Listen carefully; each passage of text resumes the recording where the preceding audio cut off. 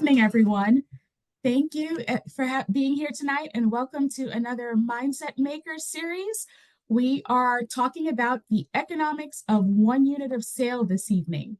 So we have the pleasure of having one of our teachers with us this evening. This is a teacher PD series. So this is the first teacher we've actually had with us for this series. So we're really excited to have Brandon Lane out of our New England region with us. And he's going to be walking through the economics of one unit this evening and how you break that down with your students. This is an ideal time for you to be seeing this because right now within the year, as you're approaching getting your students together or them putting their cost structure together for their business plans, competition is right around the corner. So this is the time when they're going to be doing that right before that competition, right? So this is ideal for you to be watching and taking this approach with your students. Brandon has a wealth of knowledge. He's going to tell you a little bit about himself, okay? And I'm going to just kick it off by letting him introduce himself. All right, so Brandon, I'm going to start off by asking you to tell us a little bit about yourself and your experiences and how they've shaped your role as an educator. Sure. Well, like I said, very excited to be here. Glad to be learning with you all. My name is Brandon Lane. I'm from Providence, Rhode Island. I work at the Met Center for Innovation and Entrepreneurship. I've been a nifty teacher for probably a decade now. I've been to many regionals, many national competitions. I've, been intimately involved with making many kid business plans, as I call them. You'll forgive me for saying it. So yeah, I think if we go to that first slide that I shared with you, I've been entrepreneurial and entrepreneur for a very long time. The first entrepreneurial hustle that I ever had was in digging holes for umbrellas at the beach. So that was my first thing. It was $1 a hole. I stuck people's umbrella in there and I went up and down the beach. So youth entrepreneurship, entrepreneurialism is something that I've always been very attracted to. By fourth grade, I was selling candy out of my locker after gym, undoing all the good work that the gym teacher had done, getting us to run around. I was selling candy and soda. And entrepreneurship has been a part of who I am and what I'm about for a long time. I'll make this part very quick because I really do want to dive into the sort of economics in one unit and why we're all here. From a very young age, I've always viewed cash, money as raw potential. You can take money and convert it into a variety of things. You can convert it into tools to do more work. You can convert it into a car to drive you to work or to drive you to your friend's house. You can convert it into a home and make that a rental property. But the minute you convert cash into something, it loses that potential. So I'm always very much thinking about cash and money as raw potential, the ability to do things with it. And so I think in this economics of one unit slide, the way that I sort of think about money is how do we use the money? What does it become? What are we spending it on? What are our expenses and these sorts of things? So it's just a framing philosophy about the power of cash as potential, if you will. Who I am and how I sort of bring into the classroom, you know, I always ask kids like, what's your first hustle? What was that first thing you did where you saw, oh, I can make a little bit of money that way? And I think sometimes we view that word hustle as a sort of negative thing. And I don't mean it in a negative way. I mean, like, where did you see an opportunity and take it? Where did you seize that opportunity? Where did you say, oh, I could buy that and sell that? Where did somebody say, hey, could I buy that for you? And you ask them how much, and they said more than what it cost. And so you said, you know what, I'll sell it to you. So what was that first hustle? And where do you sort of put your hard work and energy and effort? These are just some of the things that I bring into the classroom and some of the questions that I ask. And then the last thing is my philosophy in the classroom is really reverse engineering opportunity. And if you go to the next slide, I can tell you what I mean by reverse engineering opportunity. Um, I have this acronym called SNARK. It stands for Skills, Networks, Access, Resource, and Knowledge. And if you go to the next slide, what it really is here's what I'll ask a lot of questions of you tonight. And I think questions are so important in the entrepreneurial classroom. And so I'm always asking questions, and you'll see I have lots of questions around the economics in one unit. But I would ask students, what do you have access to? What are the skills, knowledge, networks, and resources that you have reliable access to? We don't necessarily need to own the resources. We don't necessarily need to have the skills or the networks, but we need to have access to them. And so as I start to think about, okay, well, what do you want to do? What do you have access to? What skills do you have that you could monetize? What knowledge do you have that we could sort of create a business out of? What networks can you tap those skills into? So who can be your first customer, your second customer?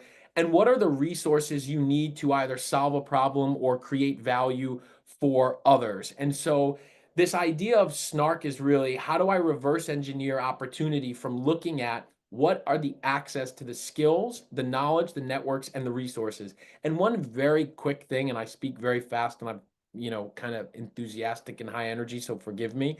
But the way that I would delineate between skills and knowledge, skills are things you can do, knowledge are things you can teach. So sometimes we can change the oil on a car, and that's a skill, but we don't necessarily know how to teach somebody else how to change the oil because there's things that we haven't sort of thought through.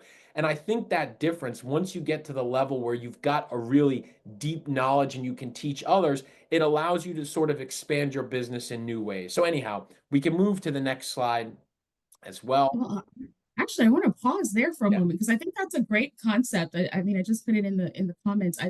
I really I'm liking how you've approached that, and I do want to also introduce someone who's just joined us, Jen Green, who was able to bring Brandon to my attention to provide this to you guys. But the concept that you just thinking about what you have access to and be able to really utilize that.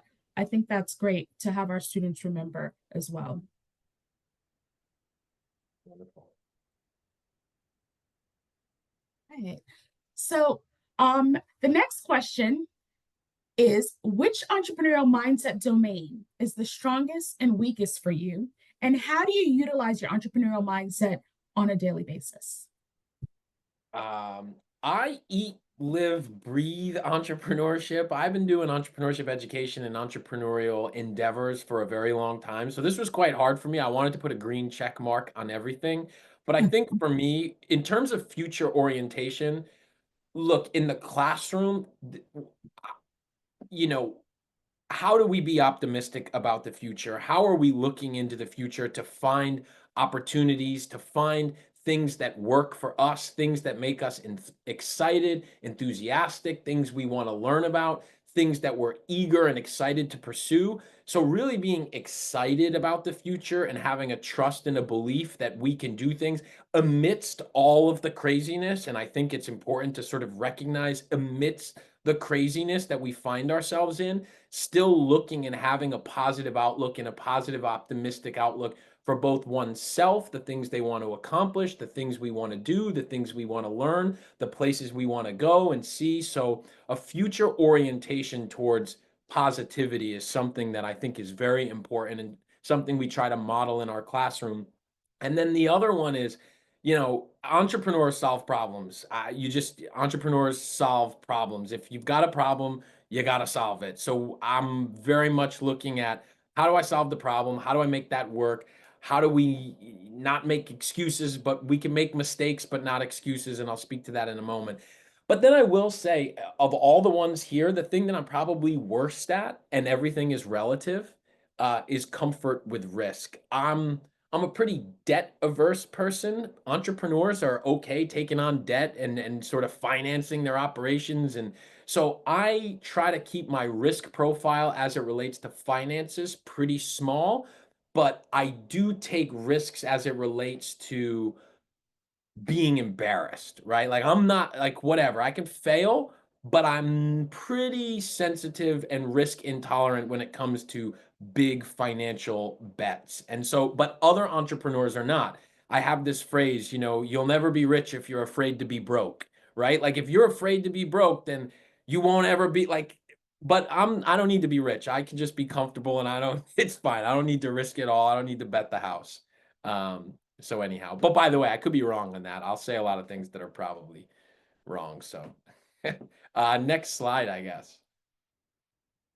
Want to comment on that. And Jen and I have done a lot of activities with the entrepreneurial mindset in different settings and whatnot. And I will say comfort with risk is typically the one that is kind of everyone's kind of low point, where I'm always surprised if I get into a room where that is overall everybody's like high, like, hey, top one, because then I'm like, oh wow, that's unusual. And you find that with your students too. You say you're comfortable with like maybe being embarrassed and whatnot, but kids are like so not good with that. That's kind of like the comfort with risk they're totally not good with. So it's interesting that that you note that. All right, let's go to the next one. So Brandon and I go back a long time, amazing guy. And I appreciate you being here. Thank you, Brandon. When he checked off with the big green check, future orientation, it reminded me to check back on a conversation he had where I got a text out of nowhere. Hey, have you heard of Chat GPT and are you comfortable with it? And I was like, I just checked. That was January 10th, 2023, like timestamp. So that was 2 years ago. He was already like looking ahead, and he said Chat GPT is absolutely come down the pike. If you don't know about it, know about it. I'm happy to help. So it just reminded me, like, truly. Future orientation. He Yeah, I was truly hoping you were going to say like 2021 or something. I wanted to be on the record early on that one. That's funny. Thanks, Jen. Jason, I appreciate what you said, the communicating the different levels of risk. And one of the things that I think we should mention there that we'll talk about often in the classroom is this idea of calculated risk. So there's risk and there's calculated risk. And you've really got to understand what you're willing to lose. And people have different levels of risk tolerance. And so it's really important. And I appreciate the opportunity to talk with you all today and sort of speak out loud to say the thing the thing that I'm not afraid to do, and I think we need to encourage our students to be uh, to have a high risk profile in, is taking a chance when the only thing is that they could fail. But if there's no big drawback other than publicly failing and having to deal with it, that's a risk tolerance that I think, or a risk profile that I'm really comfortable with. It's where we get into the financials, but that's me personally. So Jason, I think that's important to say that we have different levels of risk and it's related and relative to us as individuals. And we have to sort of calculate that for our own selves. Um, so very quickly, mindset and practice. I try to, in my day-to-day work, bring solutions, not problems. If I see something that's wrong, I don't say to my boss or the person I'm working for, the contract, hey, we got a problem here. I identify the problem and then I offer solutions without ever telling them what the problem was. I just say, look, here are some solutions to this issue. I think entrepreneurs have to deliver value and results. I think that's a very important part. Value, again, is relative, it's personal. You have to understand what the person needs, what they're looking for, what could solve a problem or reduce pain or frustration or be more convenient for them. So I think keeping an eye towards delivering value is important in that mindset and practice. I already said we've got a big sign up in our entrepreneurship center that says make mistakes, not excuses. I'm fine with mistakes, but I just don't want to hear why you can't do a particular thing. That's that problem solving. We'll figure it out. And then that final thing is I try to be reliable. I try to follow through, follow up, show up when I say I'm going to. And so, yeah, those are just some of the ways that mindset's in practice for me. all right. Well, next question. What is your approach to breaking down the economics of one unit of sale to your students? So this is you're all on you. I'm going to stop sharing now. Brandon's going to share with you guys. If you have questions as he's going through, he's got a lot to go through. So just drop it in the chat, everyone, and I will kind of keep an eye on that, monitor it, and try to get that into Brandon as we can. And we'll definitely have some time at the end for questions. So I'm going to stop sharing and give it all over to Brandon. Wonderful. Okay, so If we could in the chat, and again, if you don't go into the chat, it's totally fine. I'll know that you're there. But I guess I would love to create an opportunity for everyone to two things. On a scale of 1 to 10, how comfortable are you with teaching the economics of one unit? Just so I can know where we're feeling and how I can tailor this. How comfortable do you feel teaching the economics of one unit? And do you have any questions that you want to sort of frame this up so we can be most helpful or useful or beneficial with your time? I'm glad we're through the part where I'm talking about me, and now we're at the part where I get to teach some concepts, because it's what I'm excited to do with you all today and be as helpful as possible. So I'll give you a moment if anyone wants to drop in, scale of 1 to 10, how comfortable do you feel? And if there's any questions. And while you sort of do that, I'll frame this discussion up. So, three framing thoughts around economics of one unit. We're talking about financials. We're talking about math and numbers. We're talking about very specific, business specific examples. Every kid usually has a different example, or excuse me, a different business in the classroom, different financials, different ingredients, different recipes, different everything. So I really wanted to break this down in three framing thoughts. This idea of two levers, the idea of keeping it simple, and then also coming to terms. So what do I mean by that? I'll start with two levers. At the end of the day, when it comes to finances, and this is what I share with my students, there are only two levers that we can pull when it comes to making money.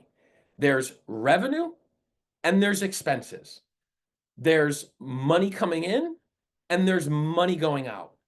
You can either sell more or you can spend less. Really, at the end of the day, we're talking about two levers. And so it's not at the most simple way to think about, well, how do I make more profit?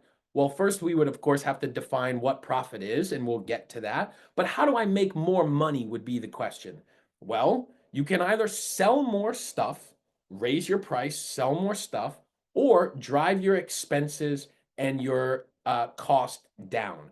So that's just a very simple way of framing. And I really think that that's both professional and personal. That's in our own personal lives. We can spend less money or we can earn more money at our jobs in order to create more money.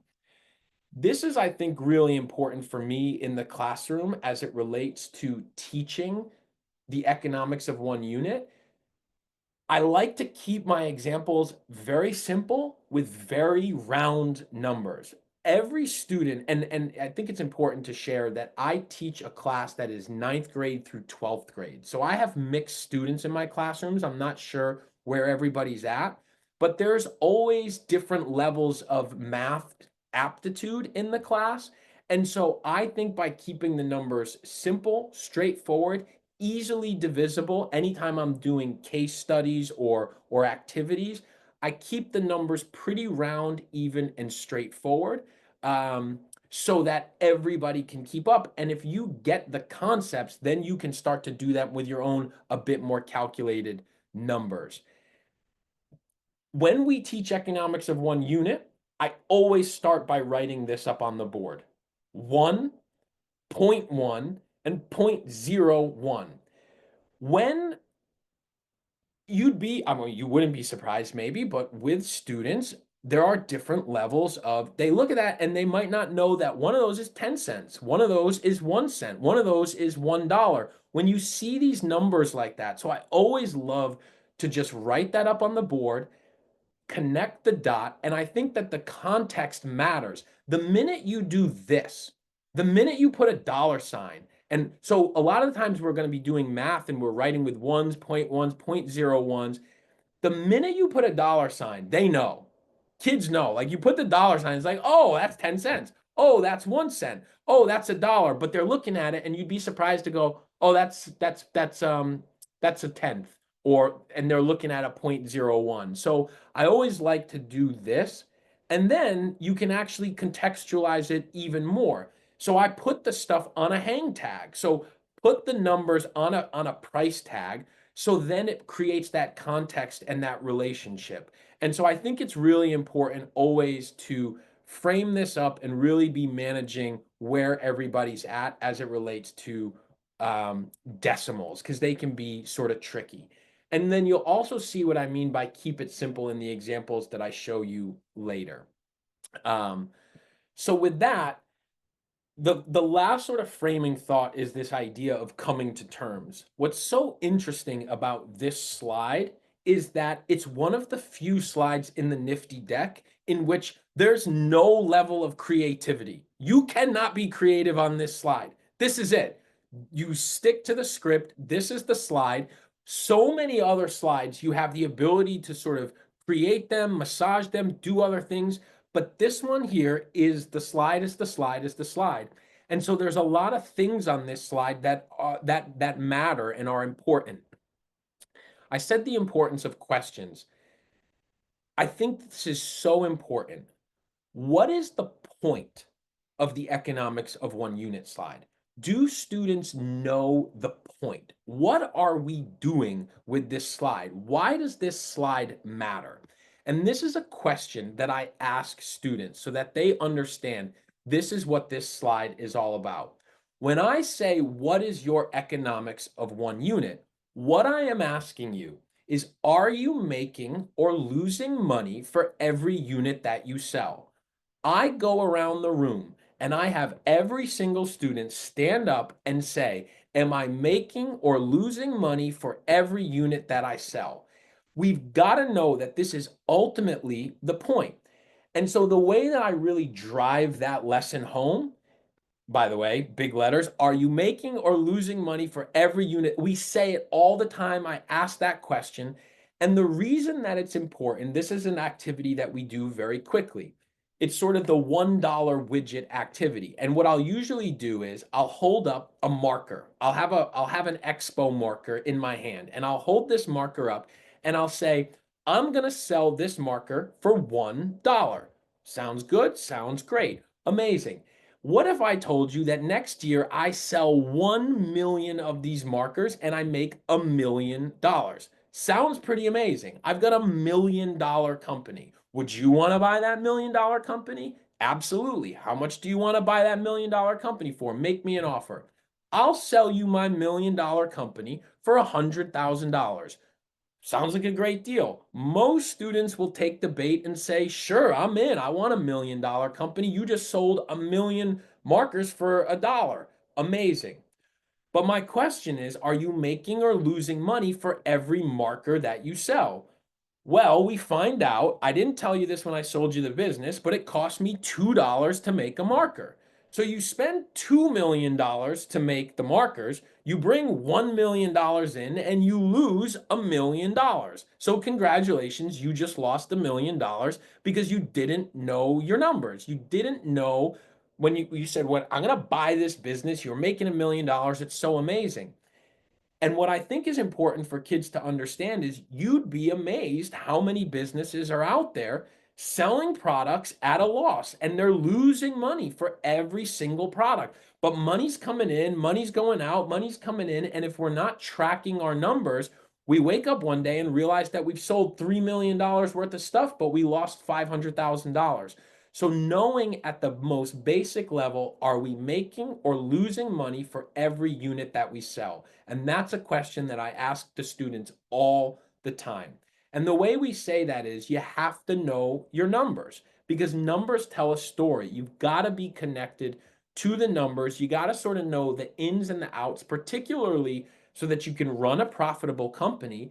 And because you're going to get asked when you're at your business plan competition, when you're at regionals, and this is going to be the thing that sets you apart. The judges really care about whether or not you know your numbers, because it means you know if your business is sustainable, if it's profitable, and it goes a very long way. So I can't see any of the folks on this webinar, which is very hard for me as an extroverted person who loves to see faces. But I will tell you that I really make sure that students know that this is important, and the knowing your numbers in and out is the thing that separates you from others, because It really means that you're ready to run a business and know whether or not you are making money for every unit that you sell. So that's the framing of this.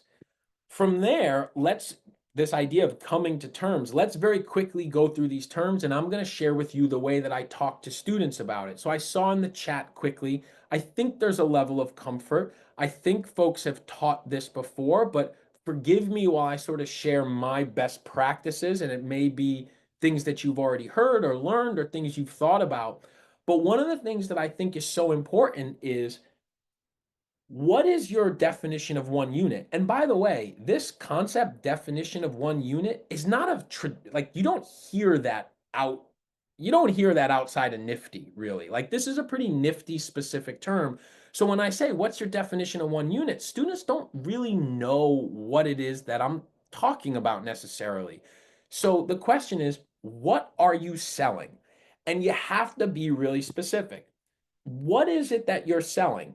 And now the thing that gets challenging is there's products and services. So I'll share a little bit about both.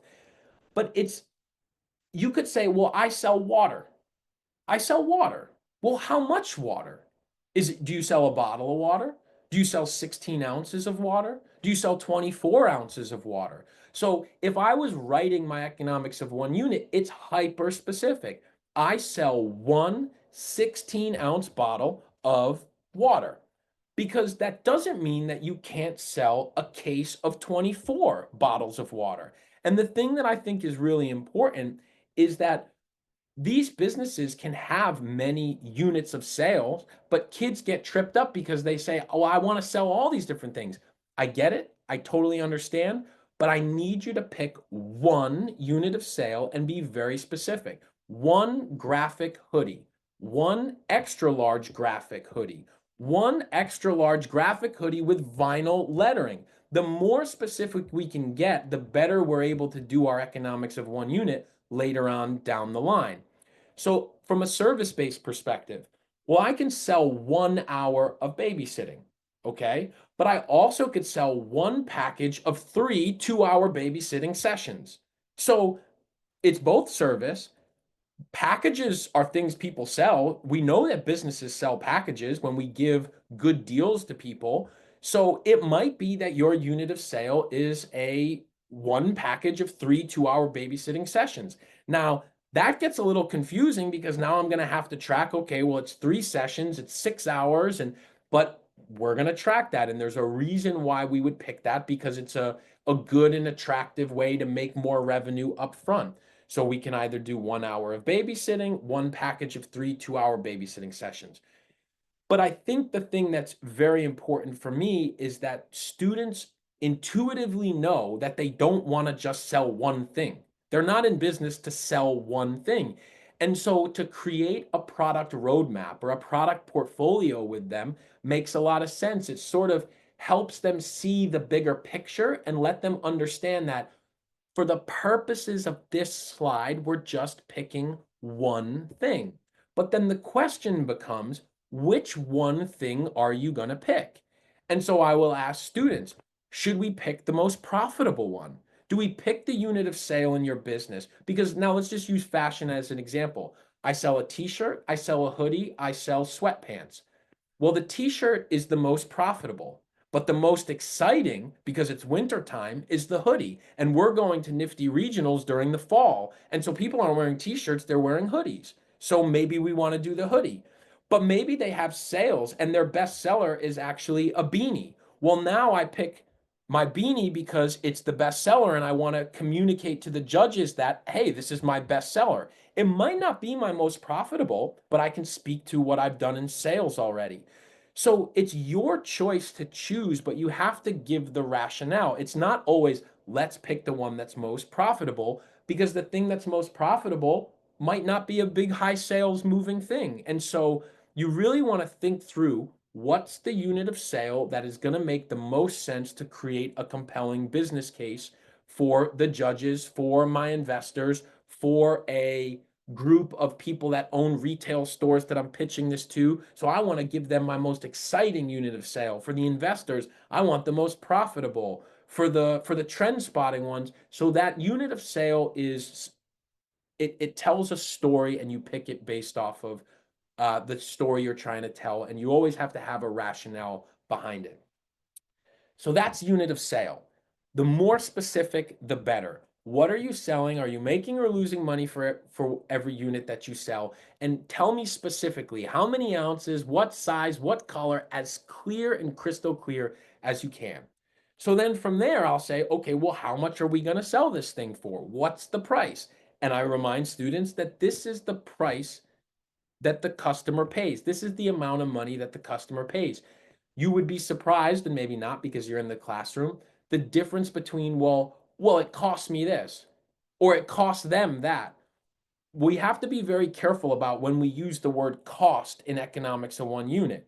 There's the price, that's the money that we bring in, that's what we sell it for. I don't say it's the cost for the customer. I don't use that term cost for the customer because that's confusing. It's the price, it's what the customer pays, and then we talk separately about our cost.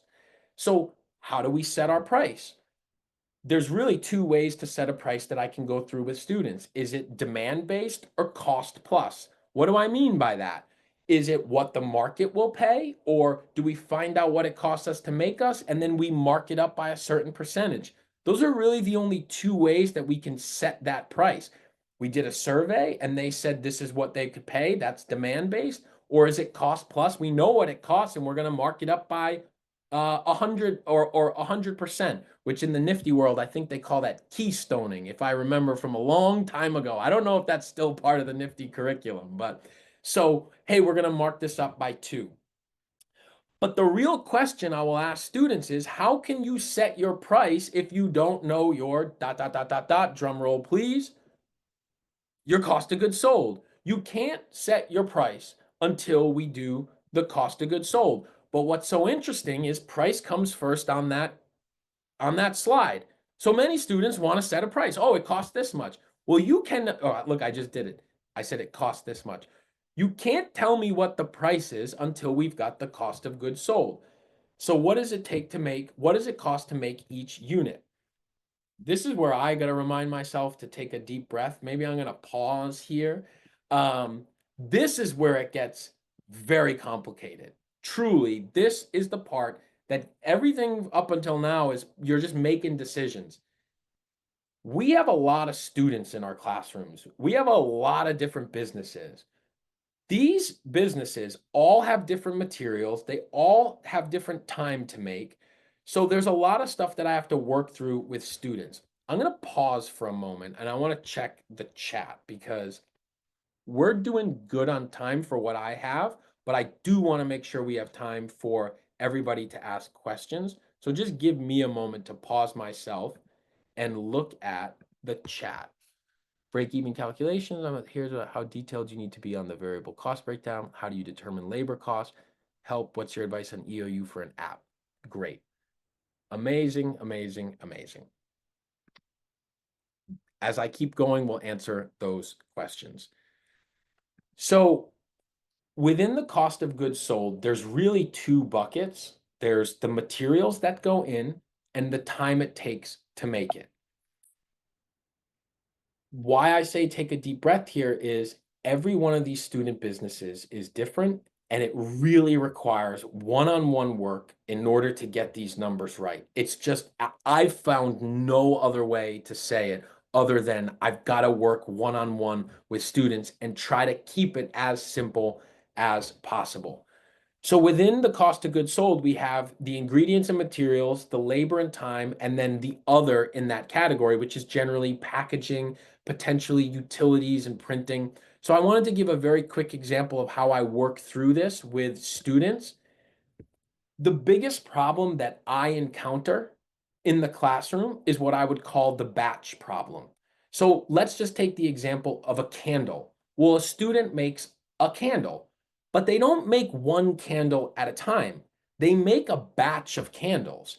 So as a teacher, I really need to be saying, well, I need to say and ask the student, so you make candles, yes. You make t-shirts, yes. You make origami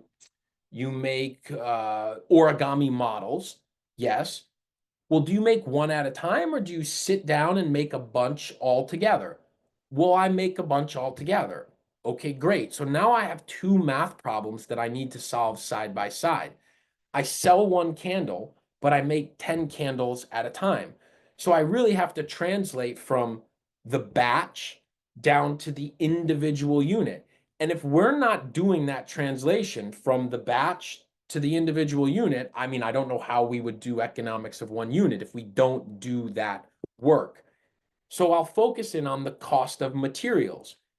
Ultimately, we need a recipe for every one of these EOUs. What's the recipe for a t-shirt? Well, the recipe is one medium cotton t-shirt, screen printing ink, and a hang tag. That's my material recipe. That's what I need there. But I also need to make it. So that's labor, and we'll speak to that later. So for the example of a candle, I have an 8-ounce candle. I have 10 milliliters of essential oil. I have one wooden wick. I have one 10-ounce jar. I have one label, one printing label. Boy, oh boy, I'll tell you. And, for the nifty teachers in the room, I know you get it. Like, we're talking about 8 ounces of wax. We're talking about 10 milliliters of essential oils. You know how many times I'm trying to figure out what a tablespoon equals to a teaspoon to what's 8 ounces to, I mean, we have to sort of track those units with them. It matters for if we're really going to answer the question, am I making or losing money on every unit that we sell? I really need to know this recipe. But before I even can tell you what a one candle costs, I got to take like a big step back and track. Well, I don't buy my wax in 8-ounce things. I buy them off of Amazon for 200 ounces. I buy them for 500 milliliter thing, but I only use 10. So we have to be really good about having students understand that we buy in bulk. So what are our bulk costs? What's it cost in bulk? We look on Amazon and we can go and say, hey, I can get 200 ounces. And so we would create a table with them. We have to organize this stuff in a table. 200 ounces. It cost me 100. As you can see here, I kept my numbers very simple. It's so important to remind students, well, what do we divide into what? Do we divide the money by the units, or do we divide the units by the money? We always divide the units into the money. I don't know how else to say that I'm not a math teacher, but I'm always the one saying we divide the money by the units. And usually what I do is I'll put a thing of Oreos up on the screen, and they look at the Oreos and I go, how much does an Oreo cost? Well, the thing of Oreos was $5. They know that there's a bunch of Oreos in the sleeves. We divide the Oreos, like they can look at it and they go, I know what we do here. Like intuitively, they go, I know that an Oreo doesn't cost $5. I know it's got to cost less. And so if I divide the money by the cost, it doesn't come out right. And I'm like speaking super fast here. But when you're up on the board, you know how to track it, but make sure that you're impressing upon them. We divide the money by the units. We divide the money by the units. I say it over and over and over again. And we also show the workout in this table so that they can see how we're doing it. So I get my bulk cost. I have to do this. I find out what my unit price is for each of the things that go in. So I buy my t-shirts in bulk. What's my unit cost? I buy my ink in, and this is where it gets really challenging. So say we're screen printing, you've got to measure how much ink you use. You can just fake it. You can fake it if you want, but if you really want to know if you're making or losing money, that student should really know I use half an ounce. Well, mister, how am I going to know if I use half an ounce? Well, we got to measure it. We got to go into that room. We got to make one. We got to measure how much was in it. And then we got to see how much less is in it. And we got to figure it out because that's the only way. So we're going in, we're making them, we're measuring, we're tracking, but we got to figure out the recipe. So anyhow, we then get to, okay, I know what it costs me for the individual thing. Now I got to take my recipe. I will say, folks, this is a perfect moment for Excel, for Google Sheets.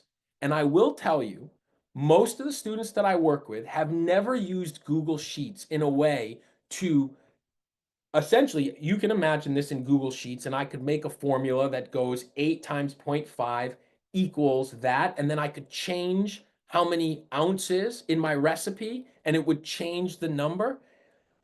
This is, I promise you, I swear as a best practice, I'll build a sheet in front of students and they'll for the first time go, I'm not going to cuss, I would cuss. Holy crap, this will do my work. This thing works for me. Before this, they were like, well, why would I ever do a sheet? There's no point in doing a Google Sheet. Google Sheets don't do anything. But then when you build this out for their unit of sale and you put the formulas in and you go, well, what if the candle was 10 ounces and it changes the amount for them? They go all of a sudden like, wait, how'd you do that? What's the formula for that? So this is a really good opportunity if you're trying to get students to use Google Sheets. This is a really great place to use it where it connects it to an interest that they have so that they'll remember and want to learn it. So that was my very, very fast best practices. I'm trying to give you as much as I can in as little amount of time as I can. So then I move from that and I go, all right, I figured out what my recipe was. I multiplied, I figured out my bulk cost. I gave my recipe 8 ounces, 10 milliliters, 50 wicks, the whole thing. And I've got my material cost per unit. Now I know that the materials in there cost me $7.61. I had to figure out a recipe. I had to figure out my bulk costs. I had to do all my division. I had to create a table. That's what I did. Now, this is actually a really fun one for me. So now I say, well, okay, you made those candles. Who made the candles? Well, mister, I did. Okay. How much time did it take you? Well, I make 10 candles and start to finish, it takes me 4 hours. And I always make sure, does that include cleanup time? No, I didn't include cleanup. Well, you're going to clean up and it counts. It matters. So start to finish from cleanup takes me 4 hours. So how much do you want to pay yourself? Oh, I'll pay myself $5 an hour. This is where we always say to them, if you're going to pay yourself $5 an hour, you might as well go work at Subway and not be involved in entrepreneurship because they'll pay you 3 times more to go work at Subway. So why would you pay yourself at $5? What I'll tell you is you set your labor costs. You can set it to whatever you want. So of course, what happens next is they set their labor cost at $100 per hour now that they know that they can set it. So then I have to bring them back down to reality. I go, okay, that sounds amazing, but let's be realistic. And I will say that once you get really good at this and you build out that table, you can actually show them what happens when they set their labor cost to $100 and how expensive their product gets. And they realize, oh, that's unsustainable. So you can then play with your hourly wage to go, ooh, I really like that. At $12, that's economical. At $20, ooh, the price gets too high. So when you build that table, it allows them to see what they could be creating for an hourly wage. So anyhow, I bring it back and say, all right, why don't we just be realistic and let's pay ourselves $15 an hour. So I get to the labor and I say, okay, I make 10 candles at a time. It takes me 4 hours start to finish. So it costs me $60 to pay myself. It's 10 per batch. It's $6 per candle. Pretty straightforward on the labor. I add my materials, my cost of labor together, and I've got my COGS. So now at this point, I will ask students, so what's your price now that you know the cost? They all intuitively know, well, it's gotta be more than 13.61. They know we gotta sell it for more than that, but the question then becomes, I ask them, how much more? And so we go back to that demand-based or price or cost plus. So we go out and we survey. So after a survey of 25 people, I bring the candle out. They say we would pay $20. So now we have our selling price is $20. We know our cost of variable materials. We know our labor cost. We set our labor rate. We know how long it took us. We know what our recipe is. So what's our contribution margin? For me in the classroom, I like to take things that are nifty focused and I like to translate them into the way people speak in other places. So what's my profit per unit? What's my contribution margin? What's my gross margin? How much do I make or lose for every unit that I sell? All 4 of those questions are the exact same questions. Students should know that when we're in Nifty, we call it a contribution margin. When sometimes we're in other spaces, it's called the gross margin. Sometimes it's called profit per unit. Sometimes someone just wants to know how much are you making or losing. So I think bringing in other languaging as much as we can into the classroom is really important so it doesn't get hyper nifty specific and that it has the ability to translate over. Because I will say, economics of one unit, I absolutely love EOU. I love the slide, I love the lesson, but I've never heard economics of one unit outside of Nifty. I've never heard it said that way. It doesn't mean it's not incredibly valuable, but that's why we've got to translate it over into, are you making or losing money for every unit that you sell? They've got to know that that's what they're answering. So anyhow, we get our contribution margin at 639. This is very important, and then I'm going to shut up. Who gets the 639? This is the last thing I want to say here, and then we got to open it up because I talk too much. Who gets the $6.39 contribution margin? Well, I do. You don't get that money. Your business gets that money. Your business gets the contribution margin. You got your $6 an hour, or I'm sorry, $6 per unit. And I think it's so important for our students to understand the delineation between their business and themselves. Because if they start to mix themselves in the business, they start to take money out of the business and use it as a personal piggy bank. The business gets the money, not you. I say this in class so many times, you are not your business. Your money, you get your money. Your personal money goes into your personal bank account. The business then puts its money into a separate account to pay its bills. At that point, I'm going to stop. I have more slides, but I gotta be quiet because I need questions. And I wish I could see other I people. I'm sorry you can't see other It's people. okay. You're doing great. There are a couple questions. I know Teresa in particular had one question about the break-even calculation as it relates to the fixed and variable costs. So I know you just pretty much went through variable expenses there or variable costs, but we haven't gotten to fixed costs, which would be next as far in terms of like paying bills. So Yep. can you talk to that a little bit? Since we're kind of limited on time, I do want to make sure that's answered. Great. Then I'll keep going because that's what's next. So what we just talked about was, let me get back. So I wanted, at this point, I was going to take a step back in my slides. Let me take a step back and then say, let's talk about expenses. So this is exactly what you want to talk about. As you can see on that right-hand side, there's two sets of expenses. Or two types of expenses. There's the variable expenses and the fixed expenses. And you're absolutely right. Everything we just did is variable expenses. And it's so important to make the delineation. So variable means it varies. Variable means it changes. And so I make that connection. Variable means it varies. It's based off of how many units you sell. So I really think it's important. What I tend to tell students is if you use it, you lose it. If you make it and it goes out the door, well, then you had to pay for it. So if you use the materials, you are spending that money essentially.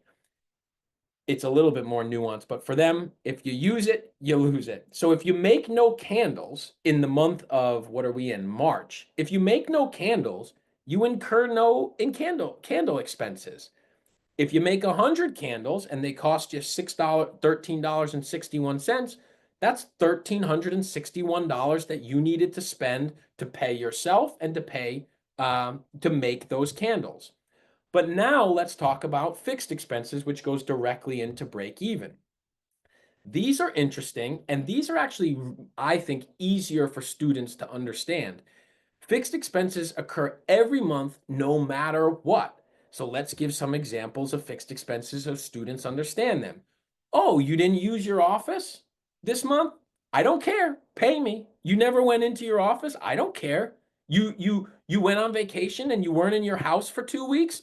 I don't care. Pay me. You didn't use your cell phone? I don't care. You still have to pay Verizon or AT&T. Well, but mister, I didn't use my phone all month. Well, it doesn't matter. That's your fixed amount. That's your fixed expense. It's a bill that you have every single month, no matter what.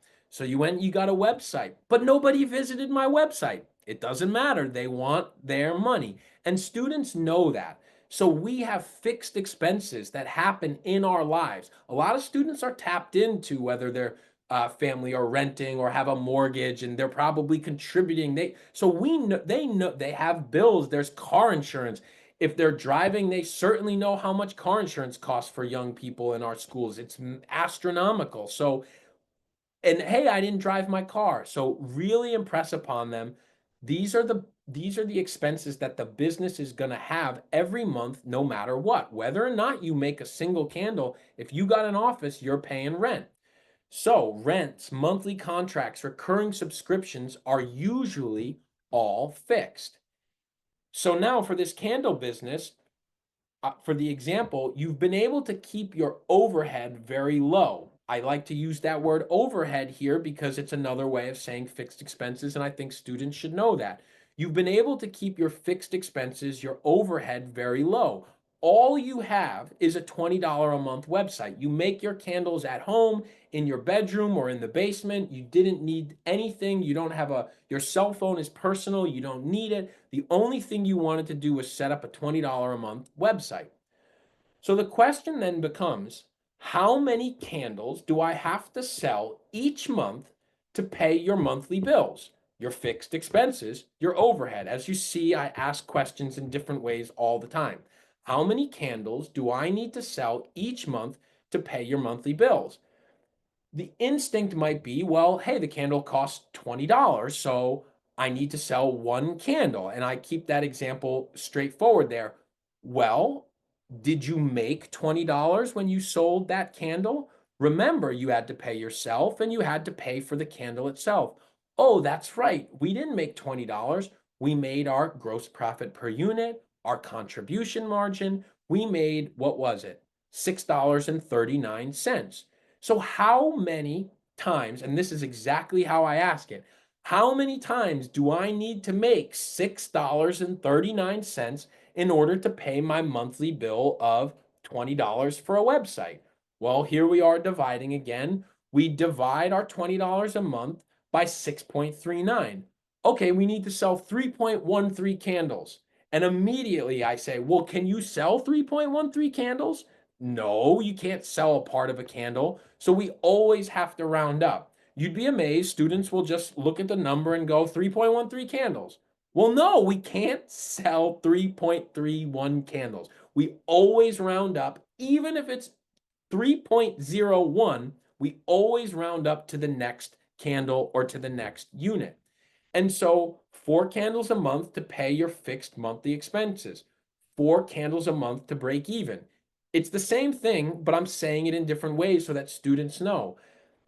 And the question, to restate it again, how many times do I need to sell a candle if I make $6.31? How many $6.31 do I need in order to pay my $20? Well, in order to do that, I divide my 20 by my variable cost. It's 4 candles a month to break even. And then the question is, what happens after your break even point? What does the break even point mean? Well, you paid for the candles, you paid for your labor, you paid your monthly fixed expenses. It took you 4 candles to do it. After that, it's pure profit. It's net profit. It's retained earnings. It's that month, every single thing you sell after 4, that's just money in the bank. Money in the bank. That's where you want to be. And so it's really the last piece of that. It's really the last piece of that slide. You get to the break even point, and this is that all important point, and this is what I wanted to share here, this idea of the numbers tell a story, and at the end of that story, the story is, if I sell 4 candles a month, I've paid off all my monthly bills, and every candle that I sell next is pure profit. My business is in the black. And so with that, I hope I answered the break even question. I certainly think you did. We've got literally 4 minutes, and there was one other question that I think is really important for some of our teachers as far as app-based businesses go. What's your advice for the economics of one unit for an app-based business? Yeah, God bless. um, the apps are so hard. So,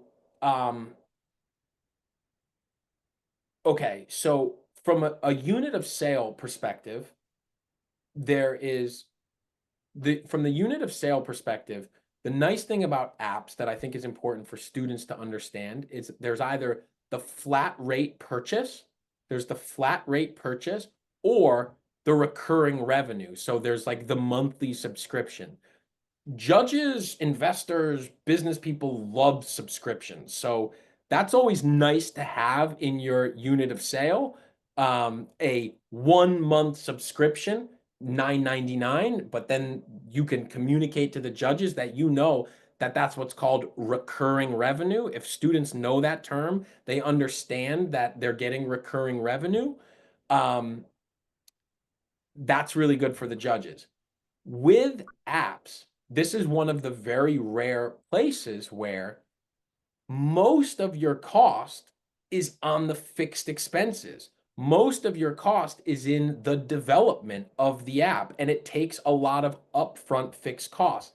Now, the problem is, and this is where it gets hard, the problem is that, and this is where you got to help your students, the slide is set up for monthly fixed expenses. But a lot of times you have to put a big cash outlay. Let's just call it, for the sake of this, to develop an app, $100,000. So it costs $100,000, and usually that's like an upfront cost. But for the purposes of this slide, I would take that $100,000, divide it by 12, the months in the year, and put that into the month. Every single month you're going to have a big expense, which essentially all that means is your variable expenses are almost nothing. The big one that you have to make sure you include in there is the app store fee. So every time you sell an app, the app's going to, that's really your only variable expense generally. So on variable, it's the cut that the Apple store takes when you sell it. And then what the student has to understand is they had to spend a lot of money to develop that app. And once they see $4,000 a month on that side, the question still remains: how do you break even? How many $9.99 a month things do you need to sell, knowing that you're making a lot of profit per unit, but it costs you a lot to develop? So we just do the same break even. We divide that monthly fixed expense by that, but yeah, I think I made the point. It's mostly on the fixed side, and the variable are very low. So it's kind of inverted from a traditional product or service-based business. I hope that answers that. I think that helps very much. This has been a great session. I think you've imparted a lot of knowledge to us. But Brandon, I want to thank you for being with us tonight. It's been a pleasure, and we hope to have you back soon.